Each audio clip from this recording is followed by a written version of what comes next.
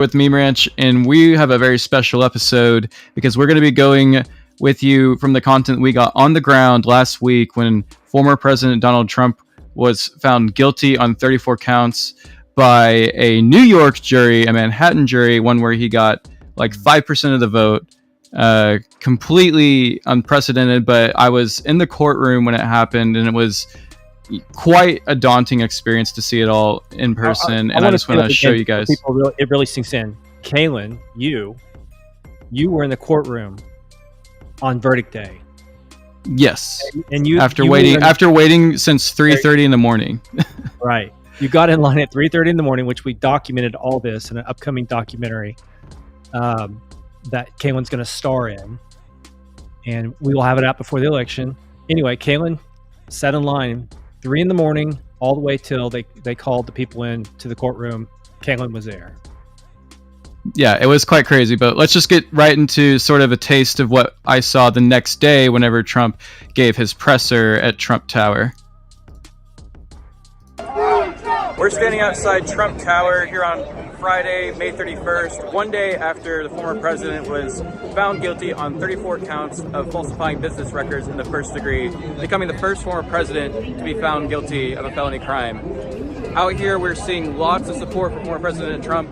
We're seeing lots of people from all different demographics out here on this narrow sidewalk, and it's quite flooded. You can't really get around very well. I'm here because I feel like most of the people here that this is a travesty, that our rights are being violated, that our selections are being narrowed for us, which is totally un-American and unconstitutional. This is more than just about Donald Trump, whether we like him or not. They can do that to Donald Trump. They can do it to anybody. The Democrat Party is an evil party.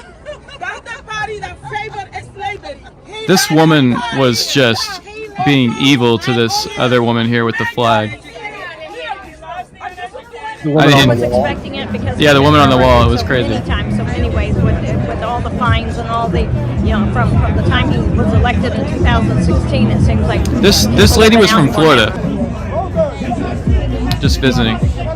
This guy, I see this guy at other events. He's just a Trump rapper. Support for him right now has increased in a way that we cannot allow. We cannot allow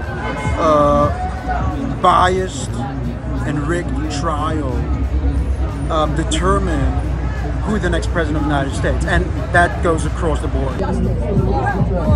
This is the day of the verdict.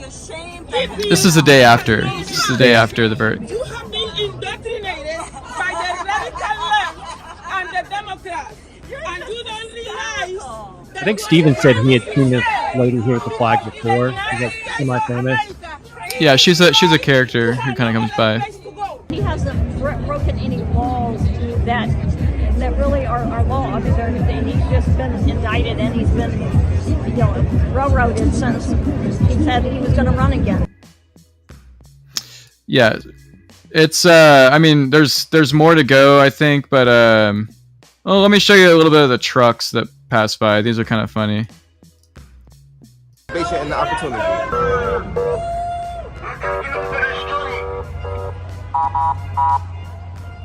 This is the Trump train going by.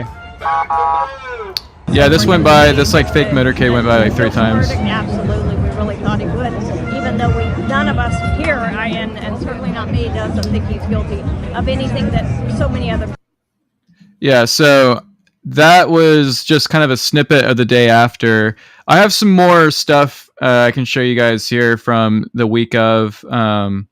Just like honestly, the whole experience, it was really like there was a strange kind of like micro community that really kind of like made the experience very interesting for me. Was basically what I'm referring to as the line community, the people that waited in line for ungodly amounts of time, just waiting there for other people, who were paying them to stand in line. Some of the people were actually there though because they were just waiting in line because they were that obsessed with seeing the trial. And some of the people who did that are the ones who I think were the most interesting to talk with and interview and figure out why they were there. Because I can't imagine doing that just for fun. It's kind of a lot. Were there people in the in the courthouse with you that were those people that were more or less Trump fans, and they weren't There there for were, work? I mean, yeah, there were some people, because I was technically in the overflow room, which I got the benefit of seeing Trump's face from the camera facing him. But there were people who weren't even part of the mainstream press, or people who weren't necessarily not necessarily who you would expect to be the members of the public who were in the room at the time that the verdict was called. I'm talking like people who are just kind of like artsy, but like interested like in the process, and people who are also just Trump fanatics and will follow him anywhere. I met some of those people, and you're going to see some of these people in the documentary, and I think that you're going to get a taste of kind of the lying culture that was happening at the Trump trial, because part of that is some of the most interesting, content I think that you can, find from an event like this. And so many people are focused on the main event, which is Trump, which is obviously important, but there's so many micro stories to be found in these places, and so many human interest stories. But this is kind of an image of what it looks like whenever you know that you're going inside. You get one of these little cards, and the court lets you go in, and you can only get one of these if you have a pre-existing or pre-approved press pass. So before you can even get one of these, you have to, be a card-carrying member in the New York press. And the only way you get one of these without being in the press is it's a different color card, and that's if you're a part of the public, which is like one of those people, just waiting in line for fun. So Who was actually in the overflow room with you? Was it all official media, all official press, or were there some of those? Yeah, it was mostly official press that were in there. Anybody not sitting next to you that had remarks, like inappropriate remarks or observations? I recall joking or interesting. I shouldn't say inappropriate, but just interesting. Yeah, I recall making some jokes with some people around me about, we were just talking about the idea of, getting to November and everything that we're going to be covering, and the fact that this case is just so wildly flimsy and like not really, doesn't seem that strong whenever you think about it on appeal, and some of the things that the defense could bank on as, getting some favor from an appeals court judge, if the judges are looking at this for how it is, which is basically a papers case that should have always been a misdemeanor. Even the bystanders are making this observation with you in the overflow room, how flimsy this is. Yeah, like even like people who are like writing in the press. Who is the most like high profile type media person in the room with you? I would say people who go on like NBC, like MSNBC late at night, people who are, the ones who go on camera afterwards and give you the whole scoop about what it was like inside the courtroom. But I can tell you, I mean, it was crazy getting into that. It was unfathomable trying to be in line in time enough to get one of those cards, because 2 days in a row, this guy at PBS, who I won't say his name, but he, like, we developed a bit of camaraderie together because we both shared something in common. We both arrived at the court around the same time each day, the first 2 days, but we both were not being let in. And similarly to my situation, I was the only one there for my outlet, and he was the only one there for his outlet. So we were definitely very upset about not getting it. And so I told him, I was like, dude, you should hire a line sitter to go and sit in line, because I was like, you're not gonna get a place on verdict day if you keep doing it like this. Did he do it? He did do it. Yeah. He took my advice. He went on like TaskRabbit, and I think he like paid like $20-30 an hour to somebody. Is that the people you were in line next to? Yeah, I was in line. Well, I was in line next to a security guy who he was a black security officer. I think he told me he was from Brooklyn. And he had a lot of wealth of knowledge about Donald Trump. Like he was the type of person who really viewed Donald Trump as someone who he grew up with and someone that the community really kind of knew, so to speak. Like that, the New Yorkers know Trump very much more intimately than people in like flyover states and things like that, because they see him as like almost kind of like a local Bruce Wayne to their Gotham, and maybe they met him at one point at like some sort of charity event, or he was, just around town. So he was talking about Trump from like kind of like an art of the deal perspective. Mm-hmm. And he definitely, I think he saw Trump for all he is, like for all his accomplishments and all his flaws. I think at the end of the day, he was more in favor of giving him like another chance at the presidency. He definitely gave off the vibe that he wasn't like anti-Trump and that he wasn't, wanting to see everything that's happening to him, But it was definitely interesting to see local New Yorkers' perspectives. Even people who were there who were anti-Trump wanted to see, justice served. Some of them were kind of like thinking to themselves, like, it does kind of feel like this trial is a little bit, or the facts of this case are a little bit convoluted whenever you try to make sense of them as like from a crime perspective, which I won't get into necessarily.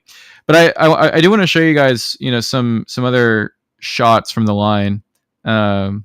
This was on one of the days.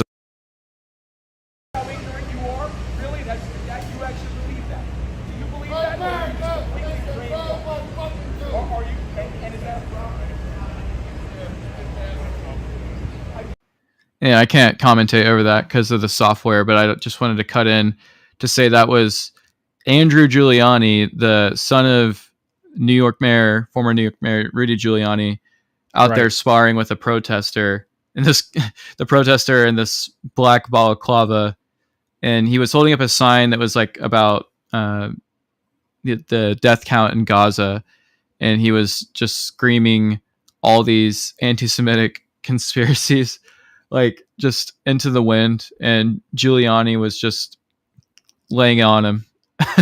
Giuliani was laying on him.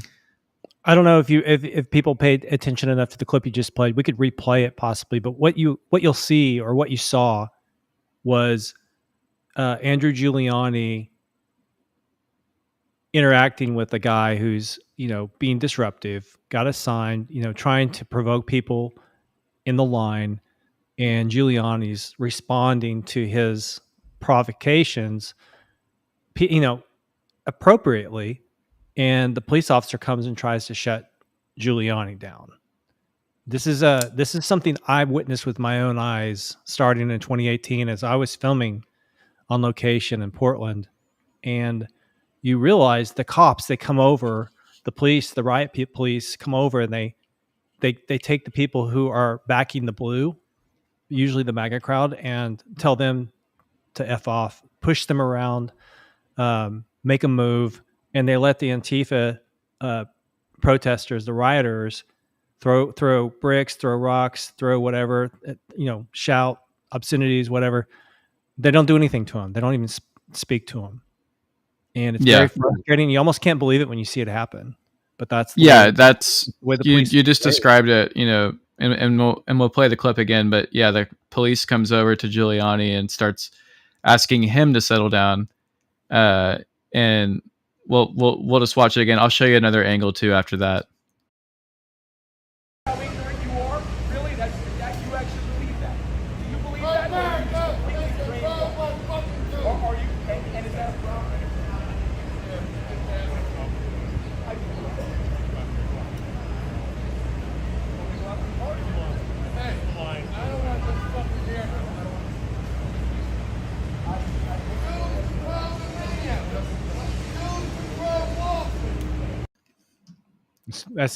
That's infuriating to watch. Oh, watch this next one. I'll show you some more. What do you call what you're doing?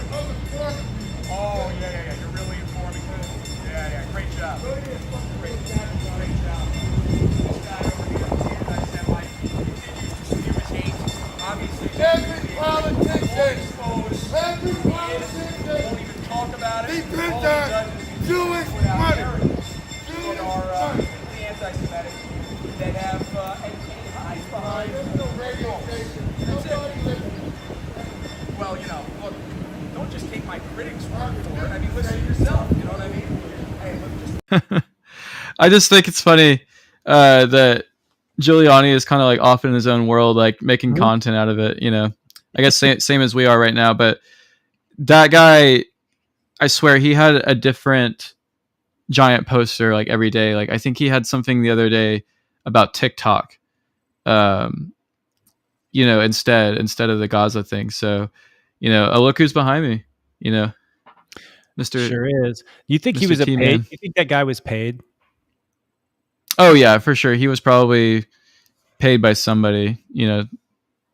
It's almost like we're going to pay you to make this sign.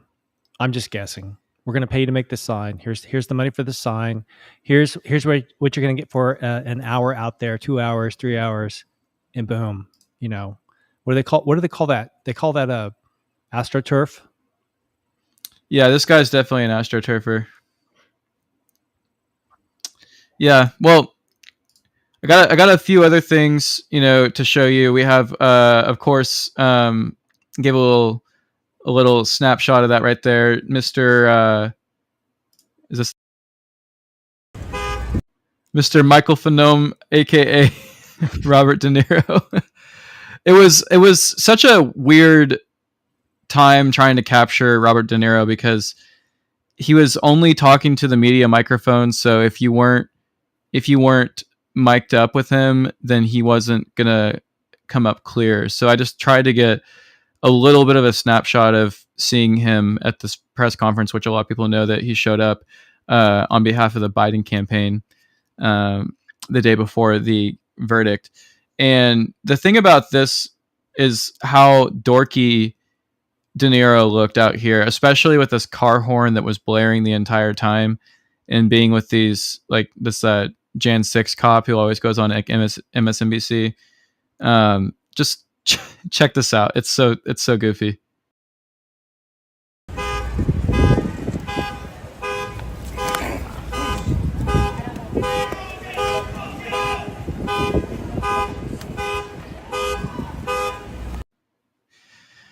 So the entire time he's talking, that horn just going bump, bump, bump, bump, and it failed on every accord with what he was trying to do there. He was trying to make such a movie moment come to life, but he failed, didn't he?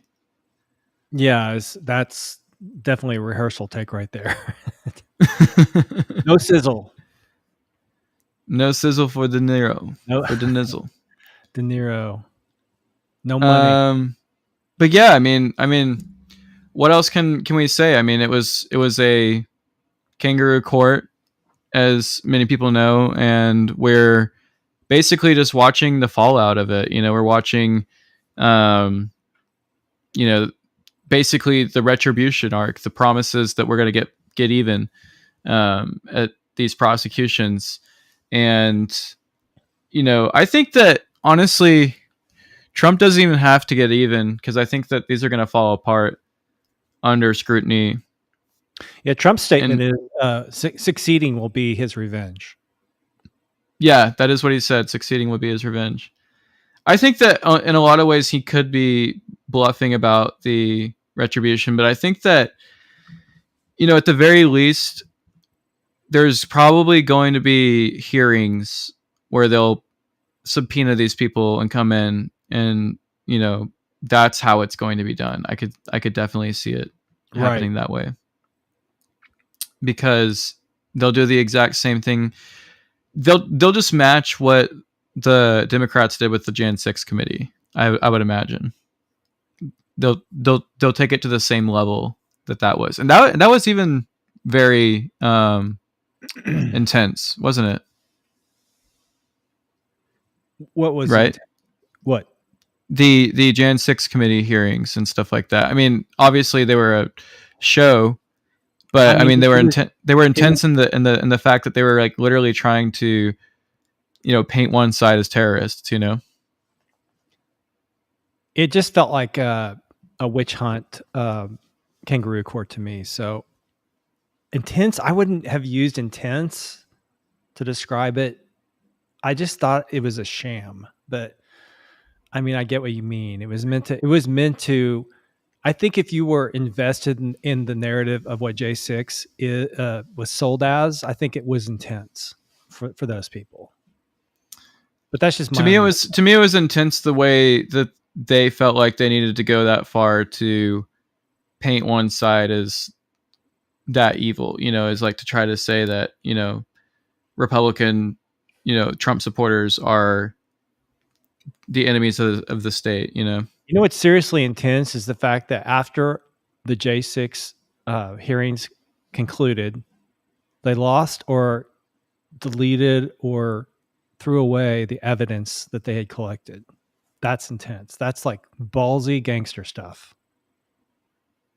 Yeah, that is basically the MO, I would say, if you are trying to, not succumb to the same level of indictments that have been thrust against Trump and allies of his.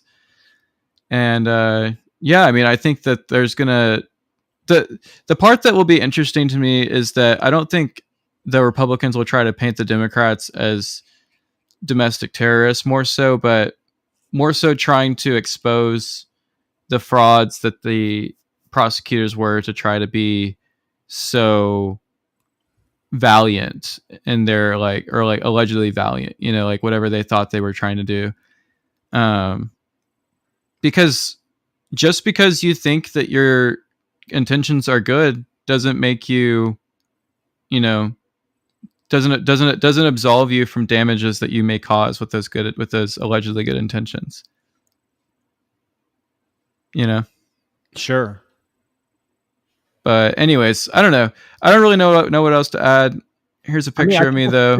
This is really cool that we got to see what you recorded on your phone during the Trump trial, and got some context that isn't out there. You're more put that back up there. That was cool.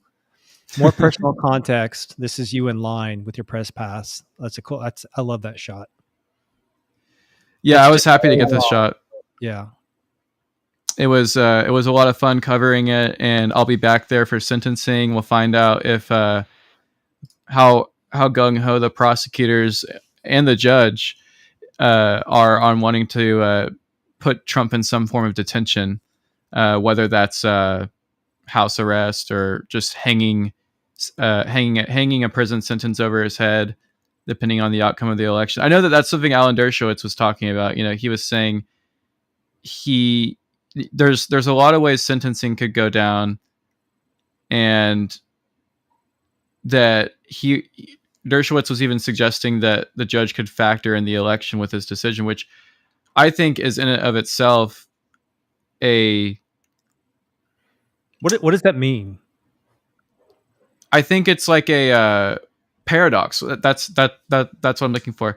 Basically, it would be like, Trump, if we'll keep in mind the fact that you're a candidate, but if you don't win the election, like, you'll be going to jail, kind of. You know what I mean?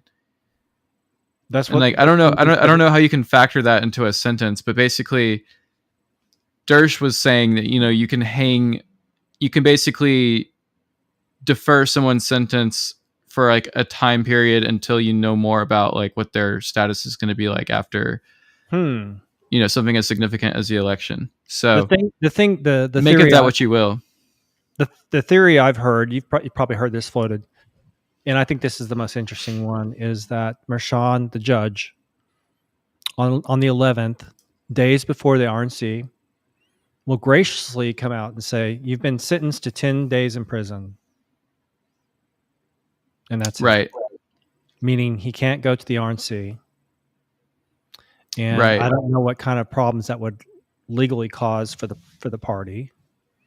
But it That would be that would be to do it for 10 days, like just long enough to keep him from the RNC, while everyone would be like, "Oh, that's a light sentence," you know. It would be so strategically timed for a judge to say like just 10 days immediately after that it would almost be worse than like sentencing him for 4 years. It kind of would, Because and they would take him right from the court that day to whatever place they're going to take him. mm-hmm. I mean, he would not leave the courthouse a free man, correct? Yeah, he would basically begin. He'd come out in cuffs. He would begin that time in the people's custody. Mm-hmm. Do you think they would, Caitlin? Do you think if they're going to do that, that they're going to tell the Secret Service ahead of time this is going to be the scenario, so be prepared? I would say Secret Service gets word. Yeah. Mm-hmm. Yeah, I would say so. I mean, I think that they're gonna try, because you know, there's already people are already feeling like this verdict doesn't mean anything. So there's gonna be an effort by New York as a monolith. Let's just refer to it as a monolith, you know, as for simplicity's sake. For New York to show a bit of force with its law, you know, that's how they're going to try to justify it, you know, if they do anything that is off-putting to anyone. If he gets a 10-day sentence the day of the 11th, can they expedite an appeal and stay off the judgment, like basically say, yeah, he could I think he could be out on bond pending appeal. That is, if the judge allows it. The judge won't allow it.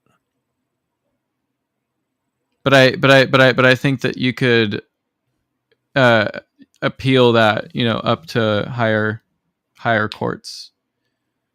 So that would be, you know, something like first you would try to you know, ask the judge if you can. Basically, where I'm going with the question, Caitlin, is can he go to the RNC if that's the judgment?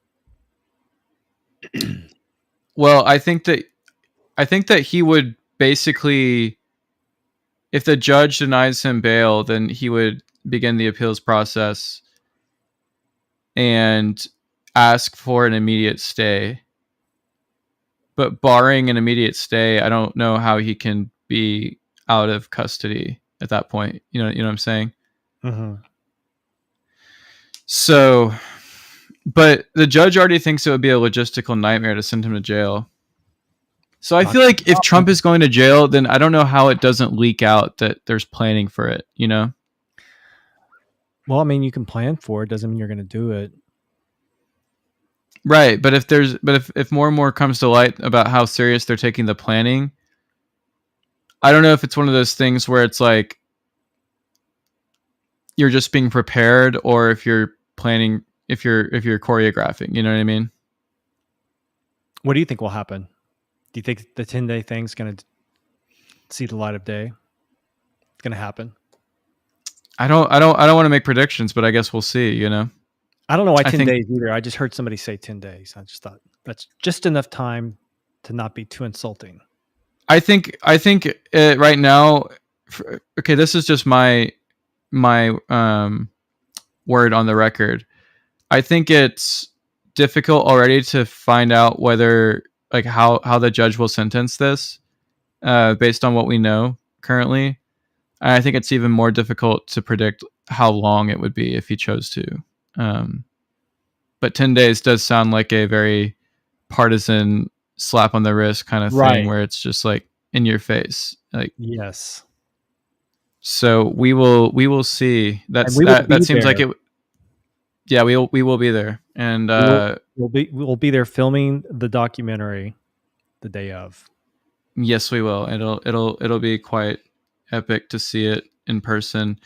Epic in the sense of this is a historic time, and we are happy to be covering it with our lens so to speak, so that you guys can see it unfiltered and make your own determinations at the end of the day.